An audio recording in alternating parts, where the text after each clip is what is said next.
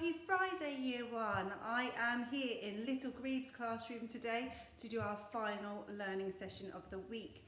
Now on a Friday it's a little bit different. We do some work about the number knowledge that we already have and just recap all of that learning and consolidate, which means that really build in that knowledge so it's really stuck in our brains. So today we are learning about subtraction. So first of all, could you tell me, what do you know about subtraction? What does it mean? Talk to the screen. What can you tell me? Brilliant, excellent ideas. Wonderful, well done. So subtraction, another word for subtraction is to take away. So another word that we use sometimes for subtraction is take away. And actually we are doing exactly that. We take away from a bigger amount to make a smaller number. Another word for take away and subtraction begins with a m. Does anyone know that word? Well done, it's minus. Well done if you remembered that. What does the symbol look like for subtraction? Well done, we just have one straight line, don't we? So, looking at our golden rule for subtraction, what we need to remember is that our answer will always be smaller than the number we started with. So when we have a number sentence, we start with the biggest number, we take away an amount, and that will be smaller than the number we started with. If you find that your answer is bigger, that probably means that you are doing the inverse, the opposite of subtraction, which is addition. We're not doing addition today, we are doing subtraction, we are taking away. So what can we use to help us when we are subtracting? We can use these lovely things. Our fingers, if we are subtracting from numbers to 10. If we're subtracting from smaller numbers, we can use objects. They might not be like these objects, they could be pieces of pasta, counters, Duplo bricks, anything you have in your house that's small that you would actually be able to count and subtract from. Or you might have a number line at home that you use to subtract. It doesn't matter which method you use to subtract as long as you are finding the correct answer. So let's start by having a go. We have the first number sentence here, which says 10 take away 6 equals. How would you solve that? What would you do? What would you use? Who would use their fingers? Who would use objects? Who would use a number line? Who would use counting in their head? Well done. Okay, so this first one, because it starts with 10, let's use our fingers to start with 10 and we're going to take away 6. Okay, so everybody show me your 10 fingers, give them a wriggle. Well done. So we're going to start with 10, take away 6. Ready, steady. Are you ready? Go. 1, 2, 3, 4, 5, 6. How many does that leave us with? If we have subtracted 6, how many have we got left?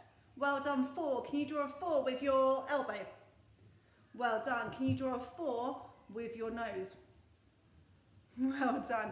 Okay, I'd like you to get your magic pointy finger, blow the dust off, and put your finger near your screen or on your screen, and your magic of your finger will go into the computer and onto my board. 3, 2, 1, go. Pen off. Well done. Okay, so we could have used objects to solve that as well. We're going to use objects for the next one.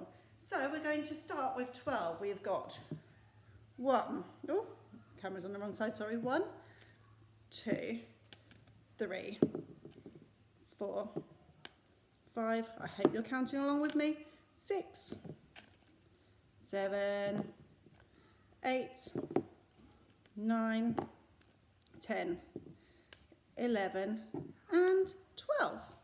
Right, so we've got 12 objects and we are going to take away 9. Before you do that, which is really, really important, sometimes we get a little bit confuddled, I say, when we are counting out objects, just double check by counting that you do have 12. So we've got 1, 2, 3, 4, 5, 6, 7, 8, 9, 10, 11, 12. So we counted accurately. Now we're going to physically take 9 away. Can you count with me? 1, little duck. 2, 3, 4, 5, 6, 7, 8, and 9. Okay, so we've taken away our 9. So what we have to do last is count how many we have left. Can you see? Who knows how many we have left? Well done. Okay, so we've got 1, 2, 3 left. So 12 take away 9 equals 3. Well done. We couldn't use our fingers for that one, could we? Why couldn't we use our fingers? No, because we haven't got 12 fingers, have we? We could have taken our shoes and socks off. It might have got a bit stinky. So if we've got bigger numbers than 10, it's better to use objects or to use a number line. So our final number sentence that we're going to look at is a number bigger than 10. We're going to use a number line. So I need you first of all to tell me what we need to do when we're using a number line to subtract. What is important to do? What do we do first? I quite often, oh no, hold on, I'm going to have to undo that because I've just got rid of, I just disappeared my screen then, that worried me a little bit.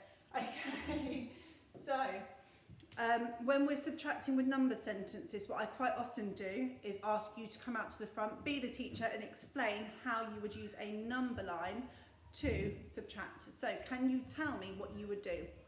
Okay, I'm going to listen.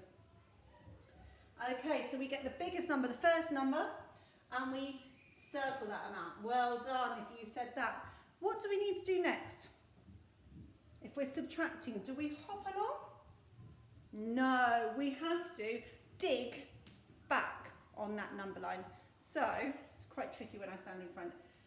It stops you from seeing, but you're going to help me now. Subtracting back. What is really, really super important with this is that we are just moving that pen one number at a time.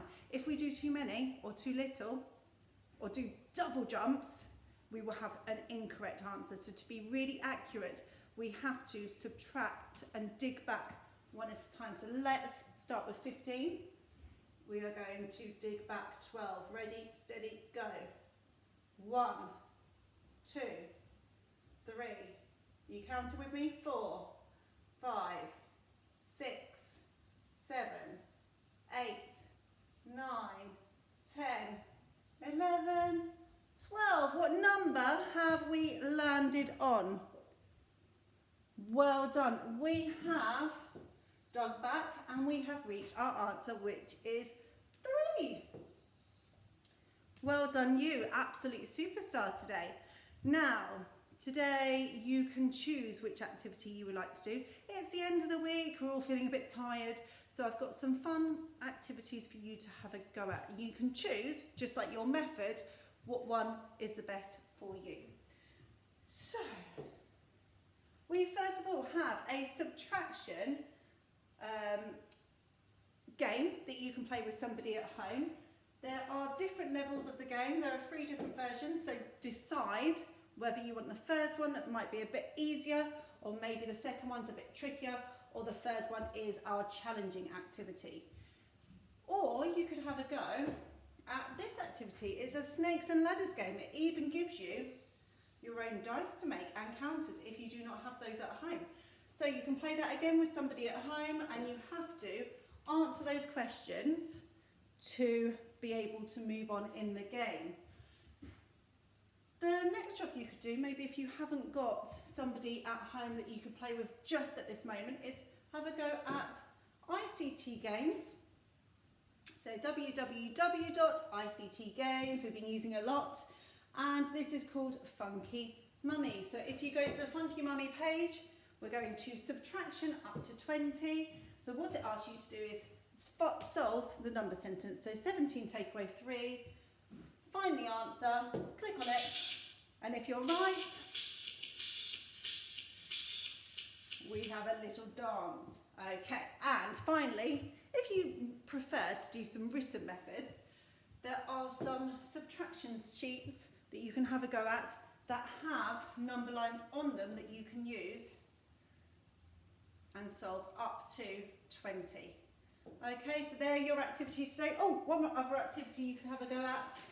Final one in your new activity booklet. We have got a colour by number subtraction, so you could have a go at that if you would like to instead. It's up to you what you'd like to do.